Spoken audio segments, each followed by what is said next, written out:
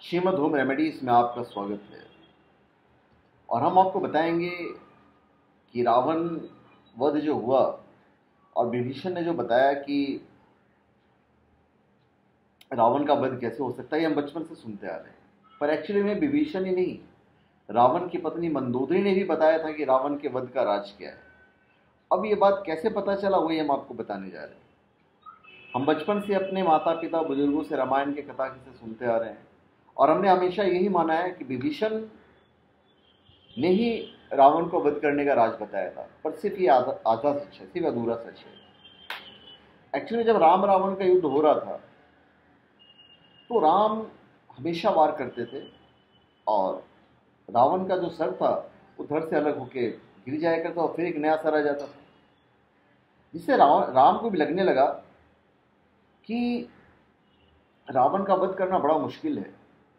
तो विभीषण उनके पास आता है और कहता है कि रावण वध तभी हो सकता है जब प्रहार उसके नाभि पे किया जाए और वो किसी खास वान से किया जाएगा, तभी उसकी मृत्यु होगी। तो राम पूछते हैं खास वान क्या है?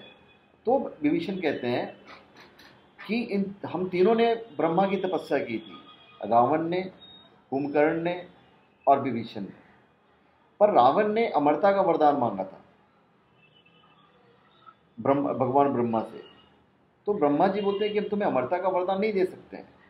तो उन्होंने एक तीर दिया था, बोले इसी तीर से तुम मरोगे, अन्यथा तुम नहीं मरोगे। अब उस तीर को रावण ने अपने महल के एक जो पिलर होता है, खंबा होता है, उसमें चुनवा दिया था। अब जब विभीषण से कहते हैं राम से कि सिर्फ उसी पार्टिकुलर तीर से मरेगा, तो बड़ी ही दुविधा संकट उत्पन्न हो जाती है कि वो तीर को कैसे लाया जाए।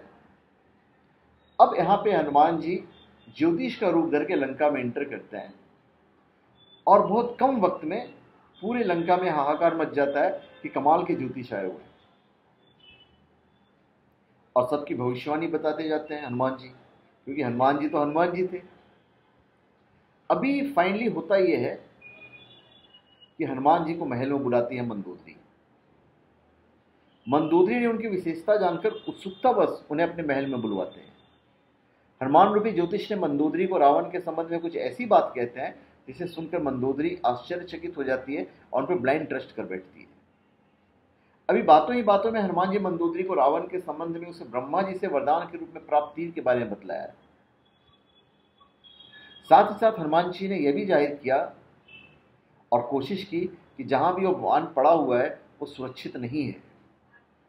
हनुमान जी चाहते थे कि मंदोदरी उन्हें किसी भी तरह उस वान का स्थान बता दे।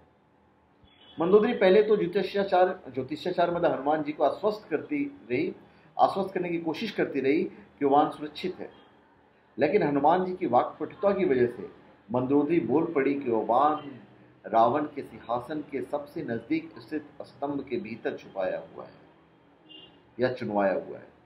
यह सुनते ही हनुमान जी ने अपना असल स्वरूप धारण कर लिया और जल्द ही वो वान लेकर श्री राम के पास पहुंचते हैं और राम ने फिर उसी वान से रावण का वध किया, उसकी नाभि पर वार किया और उसका वध करते हैं और इस तरह रावण का अंत हुआ।